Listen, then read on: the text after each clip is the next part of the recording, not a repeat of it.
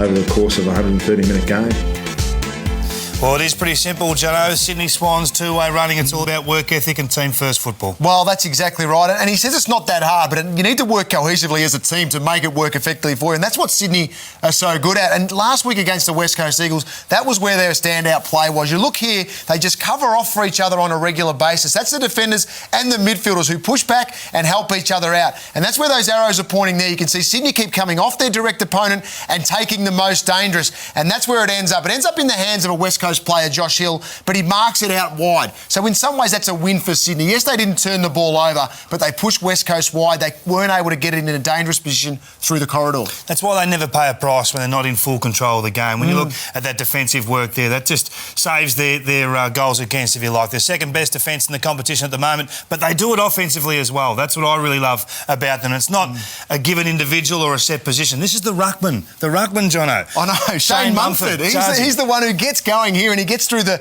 middle of the ground, King, and he really does set a great example. Even Mike Pike's starting to do it now as well because he's taken the lead from the number one ruckman at the Sydney Swans. The midfielders charge, but to see that from your big man, your biggest man on the ground, to be able to do that and have an effect. He doesn't get the ball here on this occasion, but it's just that positive running. Turns over here, first man to start going again would be Shane Mumford going back the other way defensively. It's an expectation at Sydney. There's no doubt about that. John Longmire's brand is evident. Let's have a look at what that does in a scoreboard sense. I want to talk about streaks. When you're in control of the game and have momentum, getting that on the scoreboard, and that's 3 goals plus. If you can find a way to cash in when you're in control, the Sydney Swans have done that. We can have a look here at the streak tallies for the season, Jono. You can just see there, that's the 4, the positive streaks. Geelong have done it 39 times, Hawthorn 37. You can see Sydney there in the top 5 with 34, a good result. Richmond not too bad, in the top 8 with 27, but against is where it really hits home, and this is, really nearly the AFL ladder for me. Sydney, 1 a week, and Richmond, a surprise, top 3 in the competition. Not many would have thought that. Yeah, exactly, and that's been their improvement area this year, the Tigers, the fact that they've been able to sort of stop that streak from the opposition,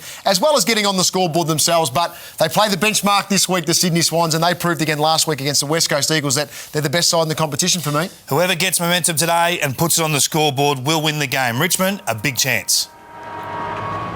Oh, it's